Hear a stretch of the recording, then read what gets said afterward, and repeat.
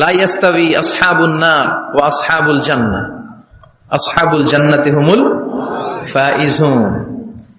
সূরাতুল হাশরের এই 20 নম্বর আয়াতে আল্লাহ তাআলা বলছেন, যারা জান্নাতে যাবে আর যারা জাহান্নামে যাবে তারা কখনো সমান নয়।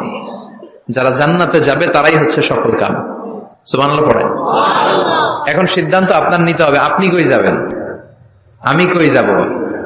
আল্লাহ তো বলে দিলেন, the people of heaven and the people of hellfire are not equal. The people of heaven gained the ultimate success. সর্বোচ্চ সফলতা অর্জন করেছে তারা, জান্নাতি হয়েছে যারা। ঠিক কি না? সফলতার মানদণ্ড আল্লাহ কোরআনে অনেকগুলো দিয়েছেন। কোথাও বলেছেন, قد أفلح المؤمنون الذين هم في صلاتهم خاشعون, সফল হয়েছে তারা, ঈমান এনেছে যারা।